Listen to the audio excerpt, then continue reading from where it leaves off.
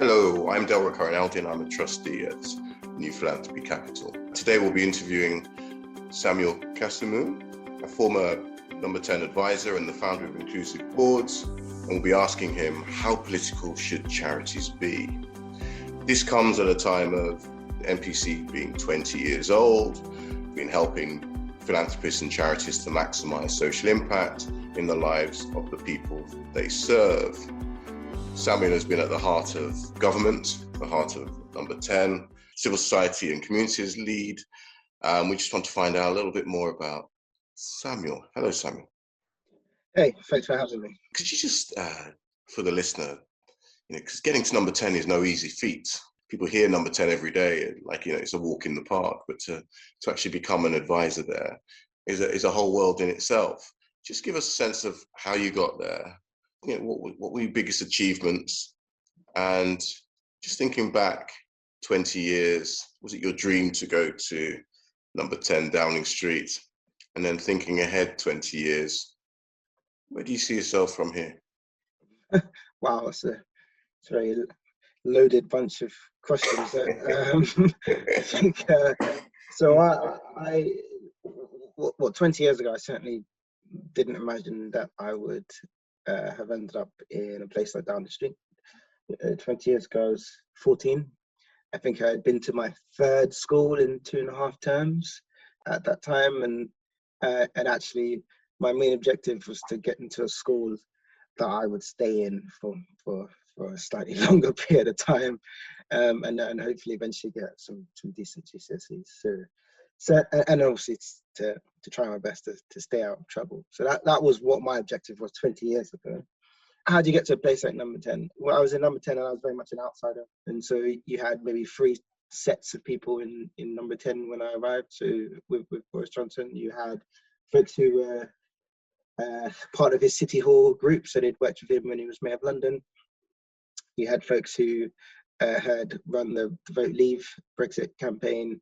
And then you had maybe some experienced hires, which were folks who had been advisors under Theresa May or David Cameron, who were back in number 10 and who continued to stay there. Although I was loosely linked to some of those groups, I was not part of any of those groups, and actually those groups were very much intertwined in some ways. So I was an outsider.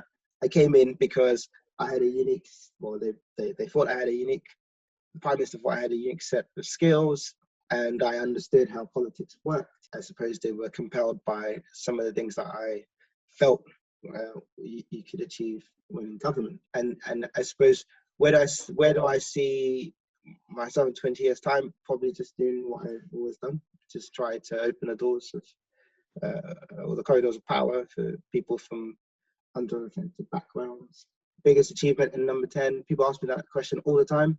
I don't really have an answer, partly because of the Official Secrets Act, which means I can't necessarily talk about some of the wild things that I was involved in Downing Street, and also partly because I left perhaps with still a lot that I wanted to achieve, and so I don't feel like my work was done, and I still don't think my work is done. And so that's what makes it slightly difficult for me to answer that question. If I had to answer it, I suppose the last thing I was responsible for, which was the vaccine deployment, was probably a significant achievement. I'd say that was definitely a significant achievement, particularly given the time and the context. You were an outsider, then you became an insider. Many charities, of course, are often outsiders, but with 1 or 2 people who have worked on the inside, particularly the larger charities. What lessons did you pick up with regards to how charities engage with number 10, government at large, even Parliament to a degree? What can charities do better in terms of engaging with the arms of government? Yeah, I was part of my portfolio was civil society, so I was very keen to make sure that the government had a more productive relationship with civil society. I felt like in some respects, there were evidence of good relationships. So if you look at DEFRA, for example, very good relationship with some of the charities focused on preserving our rural parts of the country and achieving net zero and et cetera, et cetera. So, very good relationships, very productive relationships. I think there's a lot of synergy in terms of ambition in that space. And then life becomes a bit more complicated when you look at some other policy areas where perhaps there is inevitable friction. So, for example, when you are dealing with work and pensions, there's obviously going to be friction because what you're supposed to get from a Conservative government is fiscal responsibility, which means that inevitably you'll find that with a Conservative government there is more willingness to make certain economic choices, or to look or to reflect on economics and believe you have a choice. And perhaps you might not get that with another type of administration that might maybe be more comfortable doing more at times. And so for me, I've had no issue with that friction. I think where the challenge is when you mix the policy discussions with the politics. You can have policy differences, and you need to be evidence-led about that.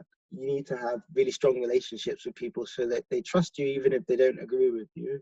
And sometimes people have perhaps maybe gone a bit too far, and that has meant that you have tensions where there might not necessarily need to be.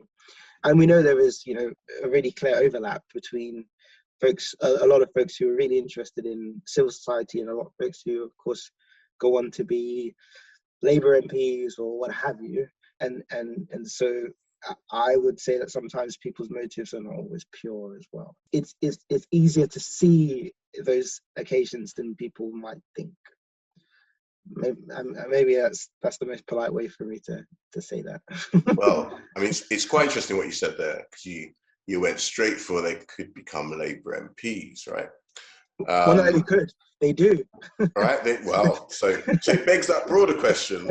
In terms of number 10, this government's been in place for a while. I mean, is there a skepticism about the charities because they are seen to be perhaps too left-wing, not of the conservative broad church? Is that an issue? I don't. No, not necessarily. I think what you've firstly, 2010, big society, David Cameron, at the core of his mission, of what he wanted to achieve in government, was a really strong social contract between civil society and his government. Yes, that wasn't completely successful, but they still have very strong parts of its legacy that still exists. Big society capital and all the work that is done around disrupting the social investment market and growing it has been very good. National Citizen Service, people have different views on it, it still exists. And so, it wasn't all bad.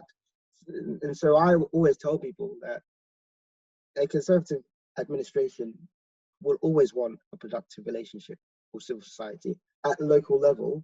Every constituency, MP, Labour, Tory, Green, SNP, whatever, will have very strong relationships with civil society. So the issue is not necessarily the lack of wanting of a strong relationship. The issue is, how do you manage those policy tensions, and how do you make sure those policy tensions do not evolve into politics tensions, which are different things. And I think the best way to do that is to make sure that there is a good representation of different groups where decisions are being made. So if you have a board, I know, Delroy, you sit on very, very, very important boards at the moment. Does everybody on that board evidently support the Labour Party or Greens or whatever? Do you have anyone that might have the semblance of a centre-right worldview, which is, of course, at the moment a majority view because we have a Conservative majority government on your board? Do you have anyone that may have voted to leave the European Union, or at least may have potentially inferred that they might at least even sympathise with that worldview that 52% of the population voted for? So I don't think we need to get to a point where everybody on a board of Terence Higgins Trust or whatever is a paid up member of the Tory Party, but we need to get to a point where they can at least feel like there is some kind of balance, because that balance will allow people to have a bit more trust that your motives are completely pure when you're trying to have those policy discussions and you're trying to overcome those policy tensions. And actually, Dara, you mentioned something earlier, which is very important. You know, the two main parties are broad churches. So, you know, you go to Labour movement, not everybody there would be a fan of Keir Starmer's, you know, New Labour 2.0. You've got, you know, and Labour under Corbyn was the largest political party in Europe, but it still had its tensions, which is still trying to work through.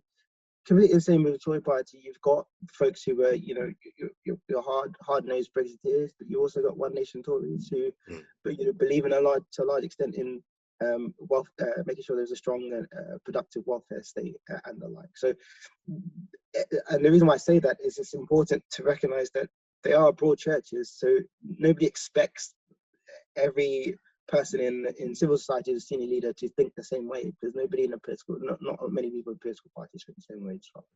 So you've talked about representation, broad church, very important. Evidence-led, clearly very important. Business v charities, is that a thing? Or is it business and charities? Because of course, you know, there's this view that business has got all this money they can lobby and do all those wonderful things. Charities don't. Is that a thing in government? I don't think the issue is necessarily money. I think the issue is around ability to organise, ability to focus on building productive relationships, maybe to a large extent that conveyor belt between business and politics is maybe more consistent than perhaps you'd get in civil society, and then also forward planning. If you are, I don't know, Airbnb, you're invested in making sure that you have strong relationships with this current administration, but you also have really meaningful relationships with the Labour movement. And so it doesn't really matter who the government of the day is, you're going to be able to adapt and at least make sure your voice is heard. If you're civil society at the moment, we know that there are strong links between senior leaders in civil society and perhaps the Labour movement, but again, not so strong in the Conservative movement, which is quite strange because I've been in government for 12 years. And so there's been 12 years to at least attempt. And I'm not quite sure that those attempts have been done in the most productive fashion. Having said that, when I was at Number 10, one of the things I was very passionate about was being the person that was building those bridges. And so I made sure we had standing meetings with, you know, all of the big networks in civil society. I made sure that where I could identify charities who could add more value than they were being allowed to, that I was challenging departments to speak to them, make sure that they had a seat at the table. And so I don't think things are as bad as people feel, but I do think that there's certainly room for improvement. You mentioned, you know, one of the newer businesses which has got this global name very quickly, which is Airbnb, right? And one of their strengths, as with many of those businesses, is the use of data, and digital, and so on, right? AI and machine learning, the buzzwords of the day. Where do you, I mean, when you're engaging with charities, and you are clearly a leader in the charitable world now, the use of data, do charities use it enough? Can they do more? Can they do it better? Digital, can they do more? Can they do better? There's talk about digital by default and various other things. Yeah. What's your view on that, and what does the future look like in that space? Yeah, I suppose, and I get asked this question all the time. When I entered Number 10, I've been very open about the fact that the data that we had on civil society organisations was terrible, it's rubbish. So it's no use to anybody. And the challenge with that is we're also obviously the biggest funder of civil society. You know, and to a large extent, we're the biggest funder of many private sectors as well. So it's not it's not a unique thing in that respect. So we get all this money out. We don't, like, there's no science. There is no science really behind it. Sometimes we're paying private companies to do really stupid things to support our efforts to better understand civil society, when the smartest thing to do would have been to make sure that we're collecting good data at source. So when you are registering as a charity, you know, what data do we have? When you are giving your annual returns every year, what are we asking charities to give to us? And then how can we use that to create a map that will allow us to better understand the lay of the land? You know, where is there a variance between the amount of crime in an area and the amount of charities that tackles some of those underlying reasons why people offend. Where is the highest levels of unemployment, and what kind of employment services are being delivered by civil society? No one could really tell me that when I arrived, and to an extent by the time I left, we traveled some distance, but I never quite had those answers. So I think I have less of an issue with every charity having an impact assessment, or whatever. These things are important for people who fund organizations and for their beneficiaries. But actually, I'm more interested in big data. So, with someone like an Airbnb, the reason why they've gone so far is they raised a lot of money and they understand big data. Mm-hmm. And so civil society isn't necessarily at a point where it is at the same level. It can get there, but people need to start asking the questions. How can we do that in a way that allows us to really demonstrate our impact? And again, there is a lot of duplication in the sector. You'll be in one borough and you can have 20 charities serving one community. I don't know, the Congo Women's Network, and then the Women's Network for Congo, and so and there's like 20 women who are from Congo in the borough, but you're all trying to serve them, and there's nothing that is nudging you to work together. There is also nothing nudging you to be more accountable. You don't feel like you necessarily have to. Charity Commission doesn't say, well, actually, this population is overserved in this area, so why don't you try and do it in that area? There's nothing that tells you how you can maximize your impact. And so if you're a government and the private sector comes to you and says, I can do all of this very efficiently, and this is my big data approach and all that jazz, I don't know, Serco, they come to you and they say, look, I can manage a national citizen service for you efficiently in all these regions, even though it's just a big conglomerate. And then X charity comes who actually is probably better positioned to do it, but they're not as sophisticated. Who would you go for more often than not? And if you're just being completely objective, and that's the challenge that the sector has, you're not really always talking the language of what the government needs to be able to trust you. And just remember, from a resource perspective, public funds is not funds of a politician. This is our taxpayer money. So we have to be quite wise about how we use it. What we've tried to do is, well, when I was in government, is meet the sector halfway. So we've had the social value framework where actually contracts are measured more on, in terms of who we give the contracts to, on the social value, the engagement with civil society. And what civil society needs to do to, I guess, meet us halfway is to be a bit more sophisticated in their use of big data. Wonderful answer, because it also blends into something else that is key to now and looking ahead. I mean, the Congo example, maybe not literal, but it kind of points to, do we have too many charities? I mean, do you have too many smaller charities? Do we have too many big charities? Was there ever a view when you were at number 10 on that, and now you're outside number 10? Do you think more needs to be done in that space? Do you think charities need to take ownership of whether there's too many or too little? That's a good question. So when I was at number 10 and we were designing our response to the pandemic, what resource could we get from Treasury and how would we use it? There was a specific focus on small charities. Mm-hmm. We wanted to make sure that the small charities who could go bust had enough resource to stay afloat and to deliver their work on the ground. And I have to say, and to a large extent, the evidence is there. We funded a lot of small charities, and so did a lot of trusts and foundations. But the more and I know you do these things in the middle of the pandemic. You have to work quick. You're not focusing on data, or to a large extent you just want to make sure that you're doing what you can as quickly as possible. But then as the months went on, the more I engaged with the sector and the more I was reflecting on outcomes, the more I kind of felt like perhaps we should have maybe focused our efforts more on the mid-sized charities and maybe even those who were slightly larger, because again, they had the infrastructure already. They understood how to deliver work at scale. and actually, in terms of the impact, perhaps for what we were looking for, we probably would have gotten more value from those who were maybe a bit more organized and structured and had better systems in place.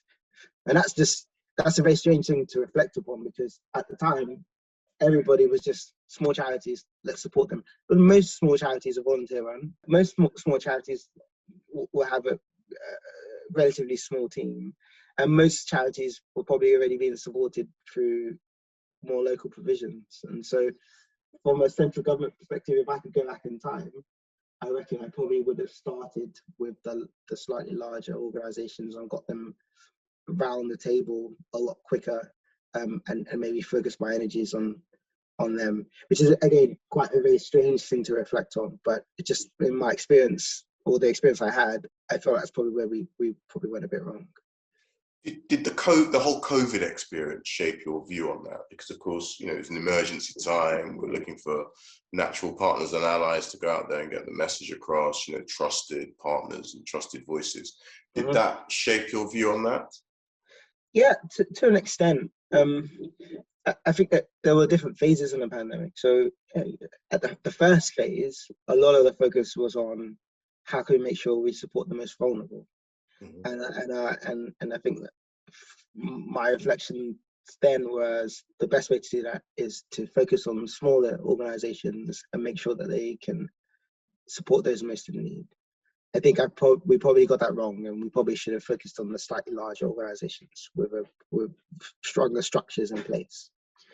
And then as the pandemic moved to the different phases and we were doing things like vaccine rollout, I think that at that point it made more sense to focus on communication on the ground, community champions, etc. So the different phases required different types of responses.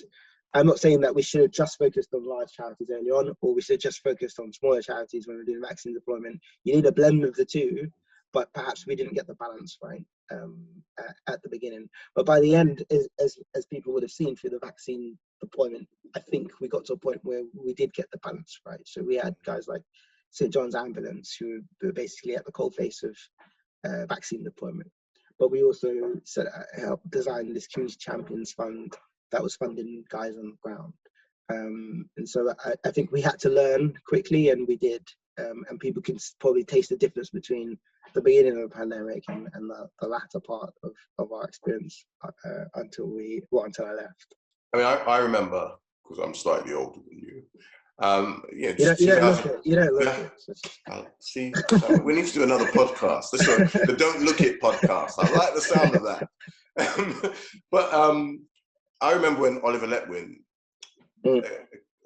just over 10 years or so, said, in terms, charities, forget the lobbying and campaigning and all of that. Just deal with service delivery and focus on that. I mean, is that still a view held by government? And it may be governments around the world, because they don't like to be told they're doing wrong things, right? So is that a view? And secondly, I mean, you talked about small charities, medium-sized and large charities. What he said back then, if I remember correctly, was we need to build the capacity of charities in order to deliver services. Did COVID kind of tell government that actually didn't invest in charities to help them have the capacity to help in communities? And looking ahead, 20 years from now, if COVID came again, what would we need to do to make sure the charities were prepared? Charities to a large extent should focus on the delivery of services for those who may slip through various safety nets, or those who might be most vulnerable, and actually also those who just find themselves in situations where they need support. I agree with that. That's the core business. And so I agree with Oliver Letwin in that respect. But I also appreciate the fact that when you are the ones who are closer, or who have the ability to reach those who are most vulnerable, then of course it makes a lot of sense for your communication to be bottom up, for you to be able to say, well, these are the experiences of the people that we're serving, and they have no voice. Or to a large extent, their voice is certainly not echoed as loud as those who are more privileged. And so we're going to tell you what they're experiencing, we're going to tell you what they need, and we're going to tell you how you think it should be done. No issues with that whatsoever. A critique should be that when you do it, you might want to do it in a way that is productive. So, you know, it's all good. I mean, there was loads of times when I was in number 10 and people would come on a Zoom call or whatever, or they'll come in and they'll tell me about, I don't know, Lucy's experience.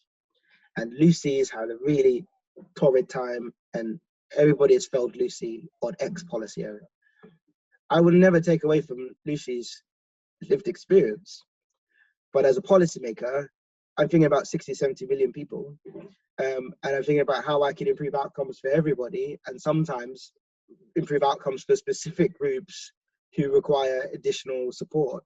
So Lucy's story is not going to help me. It's going to make me feel bad, but it's not necessarily going to help me to deliver for you. So what I need from you is data, as we've spoken about. What I need from you is policy ideas that make sense, that's realistic, that we can deliver. Or what I need from you is for you to tell me who is doing a crap job. Is it the job center? Is it a department? And so we can bring them in and we can give them a rollicking and get their house in order. So I don't think you should just focus on delivery as civil society, but I think sometimes it can be more helpful in terms of giving us things that will allow us to practically help. And centre-right administrations might have a different love language to maybe those on the centre-left, you could argue. And so it's not for us, it was always about, okay, so what can we do? And I suppose speaking that language is important. I wouldn't take away from the need to develop policy and to advise. I would just say there just needs to be a different type of conversation, perhaps. And in that conversation and messaging, clearly, current government talks a lot about levelling up.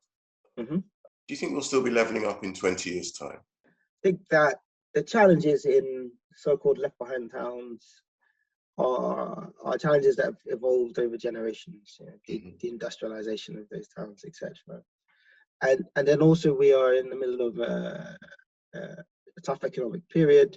We're still recovering from a pandemic. And so I think it's probably unrealistic to assume that in the short to medium term, a lot of those challenges will be overcome. Having said that, I think it is good that there is a focus on leveling up those areas, and that focus will be probably the key battleground for the future elections. And so politicians of all colours are perhaps focusing on the right thing to a large extent. But I'd also say that leveling up means as a phrase of plucked from the sky, it didn't really have much meaning before, and so it's for me it's just a phrase. I think the most important thing to focus on is how can you govern in the best way? How can you make sure that the most vulnerable are never left behind and never forgotten about? And how can you do that in a way that allows government to do what it does well, but also gets out of the way and allows other institutions and organizations and sectors to do what they do well. And I think that is the happy medium. I don't believe in governments over-promising and under-delivering, which is what we get a lot of. I think we need to be very honest about areas where actually the government is not going to be the best person to sort out situations. And then I go back to 2010, big society. David Cameron, his heart was in the right place. Obviously, probably wrong time because it's after the financial crisis. But we kind of need to go back to how can we create a solution where everybody recognizes that we all have a stake, we all have a part to play, and not necessarily just assume that the government will be able to fix a lot of our problems.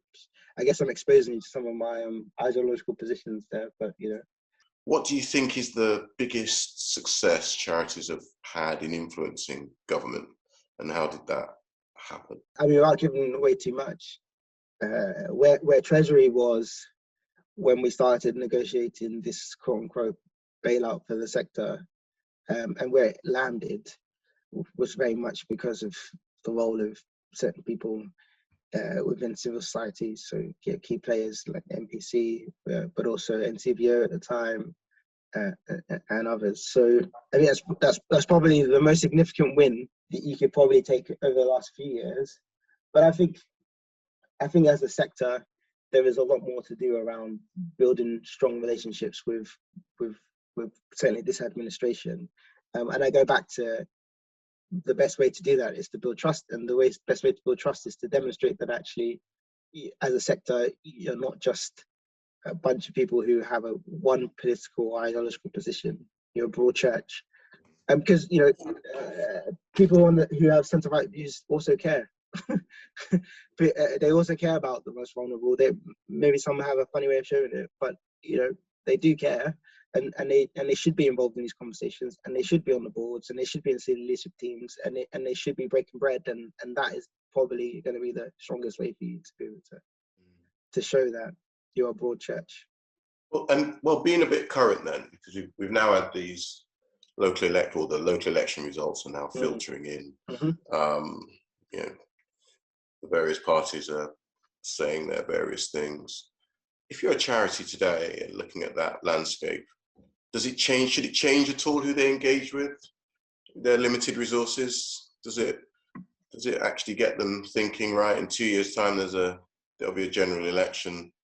I best look at my lobbying approach or my engagement approach differently. What do you say to those charities? Well, if you're a small local charity, then you need to focus on engaging with your local government, your local politicians. So I suppose if you're in London, you can have some new relationships that you're going to need to form. But broadly speaking, no, I think you should have. If you're in the charity sector, you should have allies in the Labour movement, but you should also have allies in the Conservative movement. And the good thing about Conservatives is, one of the good things is it's not just about who's in the government of the day, because the Conservative movement attracts a lot of very influential people that are influential outside of the world of politics. And many people know about that conveyor belt between business and the Tory party. So I feel like actually the strategy should be, how can we make sure we have allies across the political divide? People at least understand our work, understand what we want to achieve. And then also, it's not just necessarily about elected politicians. I mean, they're great, but to be honest, think tanks have equally as much influence, if not more, because they're the ones that are coming up with the innovation whilst people are busy trying to do their job. When I was at number 10, that's probably the time when I did the least amount of hard thinking on policy, because there was no time. I had to rely on two things. One, all of the things I'd done before, and other people's thinking. Somebody had a really interesting report on X subject. I would take it very seriously, because I don't have time to be thinking in such a way, because every day somebody is doing something stupid, or there's a crisis somewhere, etc. So investing time in engaging with some of the big think tanks is probably a good piece of advice. So, and on both sides, whether it's Favour Society or it's Policy Exchange, that's probably where great ideas are made, and actually that's where a lot of future leaders are as well. So that's probably what I would say. Don't just focus on MPs. MPs are here today, gone tomorrow. Most of them are very fickle, bluntly, on all sides of the house, and most of them are just focused on trying to find ways to keep themselves in a job or to get promoted. Very few have a heart where they're keen to focus on the reasons why they were elected and their convictions. And this is me talking to someone who's been involved in politics from the age of 19. Very seldom do I come across a politician and I think, well, actually, your heart's in the right place, and you are the same as when you were elected. You are still a good person. They get choked up in the system, and they become these weird robots that are lost. A lot of them have a lack of purpose, and they probably need some therapy. But most of them are too proud to ever do such a thing. They probably need careers advisors, and that doesn't exist in the House of Commons as well. They probably need to drink less, some of them, as we've read about in papers. So like the focus on elected politicians is also where a lot of people get it wrong. You know, whether you are Tony Blair or you are David Cameron or whoever, special advisors are the guys that do most of the work, bluntly. And so, and where the special advisors come from, if you're not an outsider like me, you're working at a think tank or you're running a campaign. And so these are places where charities will probably get the most value, and getting those guys to be on your boards, to be in your senior leadership teams, to be in your advisory groups, they're the guys who actually are going to be the ones that are influencing tomorrow's world. And so that's why I would focus more of my efforts, if I'm being completely honest, and maybe a few of those donors as well, because if they have enough money to piss away supporting political parties, then perhaps some of them might be more willing to use their money more productively in the charity sector as well. So you basically just opened up the inside world as an outsider. You've told everyone about maneuvers and opportunists and various things like that, and that's how you've kind of made those who are not on the inside, who've not been at Number 10 and worked in government department, understand how these decisions have been made. But a question there though is, so the large charities will get actually a lot of what you said, because a lot of people who work for the large charities are ex-think tank, ex-government, ex, right? And if not, they know someone who is. But the smaller charities, they're grassroots largely. How can they influence policy in this wonderful world of politicians on maneuvers and various other things? It's a good question. I mean, firstly, this is what happens when you ask me to come and speak to you on the day of an election, or a day after an election, when I'm half asleep. The timing, I think, it was a clever thing to do. I think we need to do this more often. No, you probably shouldn't. I was trying to end political careers. But local charities, first and foremost, should engage with their local authorities. Mm-hmm. They're the ones who hold a lot of the purse strings. They're the ones that will understand the lay of the land around things like where buildings are going to be erected and where there is a need for services to be delivered, etc. So that's the first thing. If you're local, then make sure that people in your area know you and you have good relationships with all your councillors, know you by name, etc. Beyond that, I think it's a big shame that I think we've lost this small charities coalition, or it's been subsumed somehow or whatever. But I think there's a need for small charities to have their own voice. And that voice needs to be able to speak to some of the things that large charities maybe cannot. And then it's just about being smart with your resources. I mean, we all have LinkedIn these days, so just be productive about how you use that very powerful engine. Even if you don't have huge budgets, it's not. You can do research with small pieces of money. You can even do things like being outside your local Sainsbury's and doing a survey of everyone in your area, of your local charity, and then being able to say, well, we surveyed 100 or 1,000 people in the borough of Barnet, which is where I'm from, best place in the world, and this is what their thoughts and feelings were on access to X, Y, Z. So I don't think you need an insurmountable amount of money to be able to do something that allows you to add value. And Barnet's in the news today as well. Anyway, let's not go there, because you might say something you don't want to say. But also, we're now, 20 years, for the older ones. Twitter didn't exist 20 years ago, and neither did Facebook. Yeah. Is pursuing a world of likes going to change government thinking? I worry for the way the world is going. I think this obsession with likes and retweets means that a lot of people are very short-termist in their thinking. A lot of people are influenced in ways that they perhaps shouldn't be. And when the reality is, your focus should be purely, if you're in public service, on improving outcomes for everybody the right way. And so whether you are someone that has Clement Attlee as your hero, as a great reformer, or Margaret Thatcher is another great reformer. The things that those two have in common is they had a very clear vision about what they felt the country should be, that was based on their lived experience, on their personal convictions, on their values, and that is the kind of people you want in public life. You don't want people in public life who spend 10% of their time on social media trying to get more followers. I think it's all, for me personally, I think it's all junk. And the hope is that we find a way to educate people about the need to manage their interactions with social media, and we get to a point where actually it's relationships that matter. It's evidence-led policy thinking that matters, and not, you know, how much traction can you get on the noise you're trying to create. Good. But last two questions. I know we've taken up much of your time already. Now, no one can escape that both of you and I are black, right? And there's a podcast, they might not know. Oh, the voice gives it away, surely. The voice alone. But you're quite right, it's a podcast, not visible. But just thinking, I mean, again, thinking 20 years ago, Halle Berry, is that how you say her name? Won an Oscar, right? First black woman to win an Oscar, right? And now we're heavily now in this world of culture wars and woke, which a lot of people don't seem to understand. But with this government, which black charities would win an Oscar today? Which black charities are winning Oscars in the world of this charity today?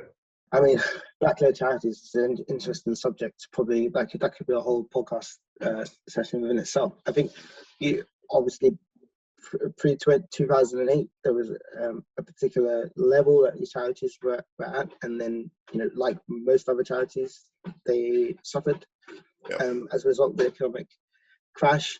Not many survived, and those who did survived in a way that perhaps was just to keep the lights on, which is very, very sad to see.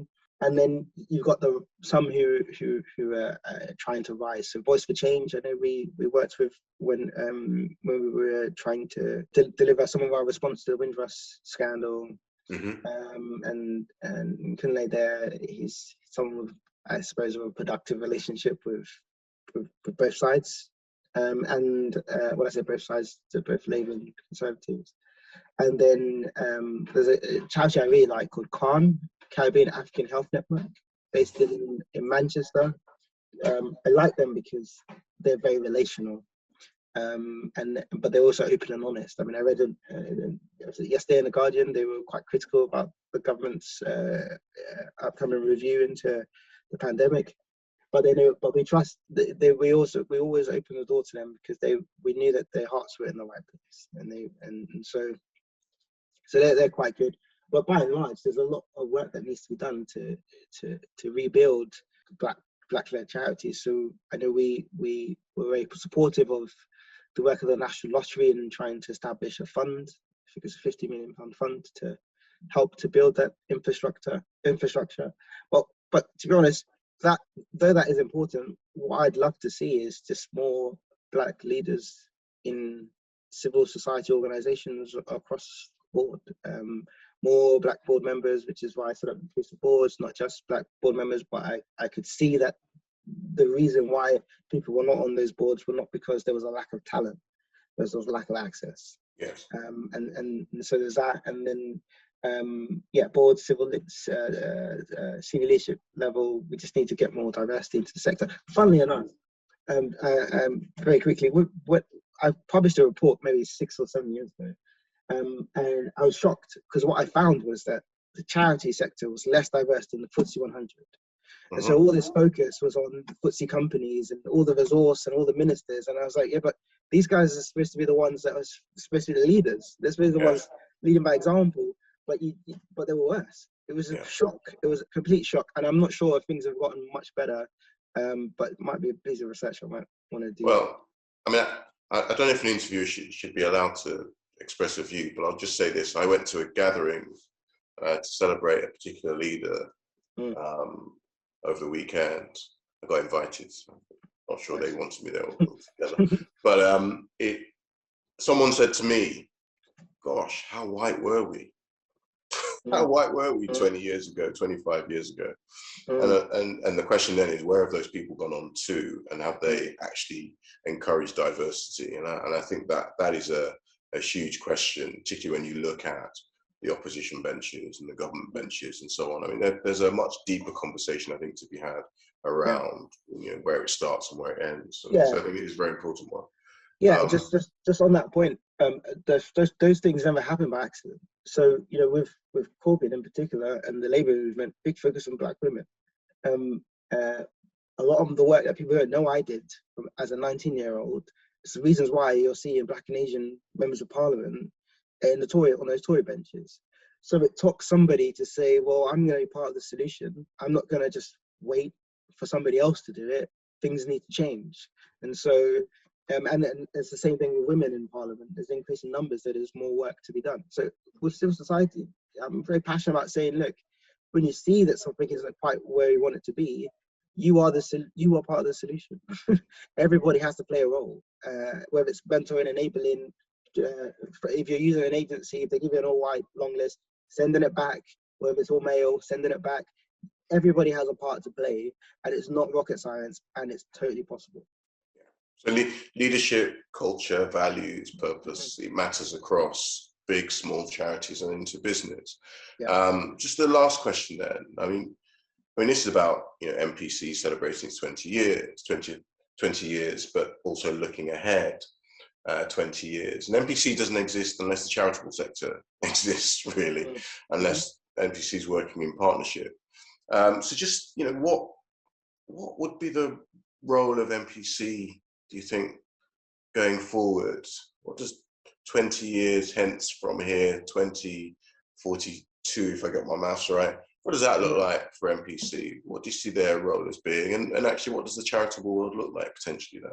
Yeah, I mean, done wonderful work, but part of that is because of the nature of the people that have come in and set it up and grown it, and the fact that they get a lot of the things that the rest of the sector doesn't because of their background, working on the Tony Blair administration, etc. I would say in 20 years' time, we can reasonably assume that there would be better data available for the sector. It would have at least caught up with where the private sector is at this time, which will mean that then there is more room to be able to help the sector to make better strategic choices. And I think that is where NPC fits. NPC essentially offers a service that most private companies have access to, but civil society is still trying to understand how to utilize. And so I think there will be an advancement of the sector. I think the sector will improve. I think things are heading in the right direction, and NPC will have a vital role to play in making sure that, I don't want to use the term professionalization, but I will, of the sector is happening, but in the right way. So that there needs to be a distinction between civil society and the private sector, and it can't just be, well, one operates for profit and the other doesn't. The ways of working, the ways of delivery, the values attached to the work, the ethos, the nature of the people that are attracted to it, all needs to speak to a distinction, which hopefully will then mean that governments turn around and say, actually, we shouldn't be spending all this money with these people who have maybe slightly different objectives. We need to be investing our resources with the folks with the right mission and the right heart. I think that's a great way to end this particular podcast. Thank you very much, Samuel. I hope you enjoyed that conversation. NPC plans to be part of this conversation for the next 20 years and hopefully beyond, helping people transform their lives and live better lives. Thank you. Awesome. Thanks for having me.